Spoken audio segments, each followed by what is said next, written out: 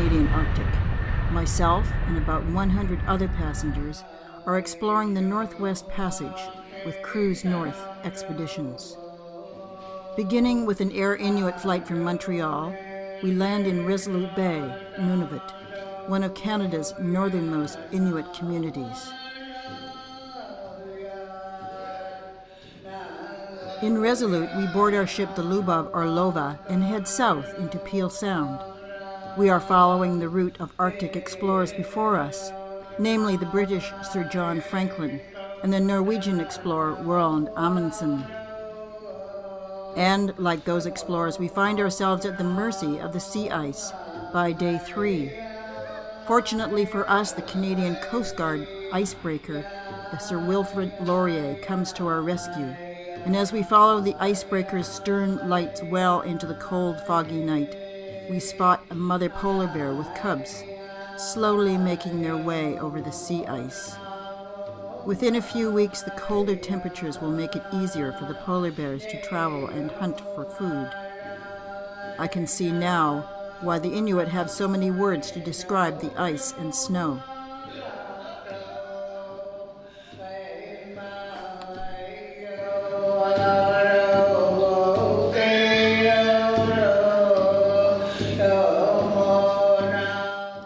By day 4, we arrived to the Inuit community of Gjoa Haven on Prince William Island. When Roald Amundsen pulled his boat the Gjoa ashore here in 1903, the Inuit were still nomadic. Amundsen wrote in his log, "We thought the Eskimo were extinct and had been relegated to oblivion." But over the next 2 winters that Amundsen and his crew spent with the Inuit, they learned that wearing the skins of seal, caribou, and polar bear were far warmer and more comfortable than itchy woolens. The Inuit also taught them how to build igloos and how to travel easily over snowdrifts with dog teams. With this Arctic knowledge, Amundsen became the first explorer to successfully traverse the Northwest Passage. Today, Gjoa Haven is a thriving community of about 1,000 Inuit. The people still hunt seal, caribou, Arctic wolves, foxes, muskox, and polar bear.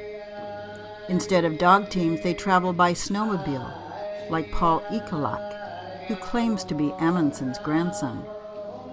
Paul is a member of the Canadian Rangers, a volunteer all-Inuit force who are the eyes and ears of the North. Paul says, "I have been to the highest peak of Nunavut and across the Arctic to Alaska on sovereignty patrol, all by snowmobile." The people of Gjoa Haven are clearly proud of their community and maintain their language of inuit-owned, as well as other Inuit traditions like this drum dance. Asked about signs of global warming, some of the Inuit elders report changes in the water, and the fish seem to be more skinny. Grizzly bears as well as wolves and wolverines have been coming to this area for the last 4 or 5 years too, others add.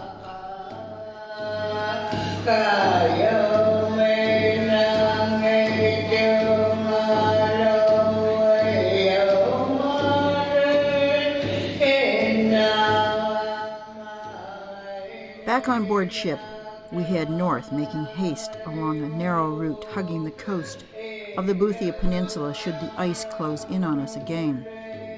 The Canadian icebreaker is nowhere in sight, but our Russian crew steers us safely through the cold darkness.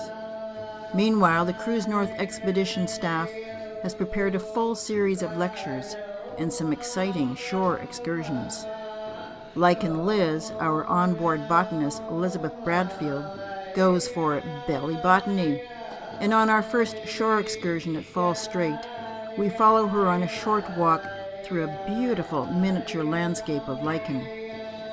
Who would have known that lichen is not only a dye, but also a thickening agent, a component of perfume, of litmus paper, and most importantly, a food source for the caribou? Of course, we soon find ourselves on our bellies, getting up close and personal with lichens and bones. The long walkers, meanwhile, headed by expedition leader Shoshana Jacobs, are fortunate to spot a herd of shaggy muskox. Slowly making our way along Balat Strait to Fort Ross, we sight 11 polar bears, some nimbly climbing over the rocks, others diving and swimming in the icy waters to take a closer look at our ship. I just can't get over the colorful Arctic landscape, soon to be blanketed in white. At Fort Ross on Somerset Island, our onboard Inuit guides Jason, Jenna, May, and Bella accompany us to see the remains of an old Hudson's Bay Company post and house. We also come across a rock cairn and plaque documenting the historic significance of this site. Though it has been more than 60 years since these buildings were occupied, it feels like they were just abandoned yesterday.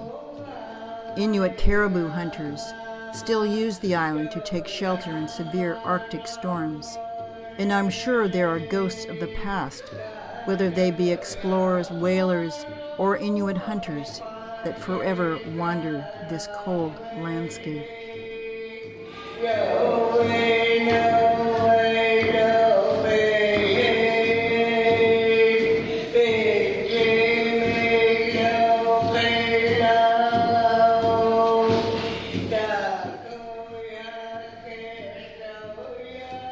Dinner that evening is suddenly interrupted by the cry of "Whales!" We all stampede to the decks to watch more than 12 orcas pass in front of our ship, their large dorsal fins disappearing in the calm twilight waters. Shore excursions to Furry Beach and the next day to Beachy Island reveal even more surprises. Massive polar bear tracks followed by smaller ones of an Arctic fox line the beach. A scenic river gorge carved from shale cliffs rising up behind.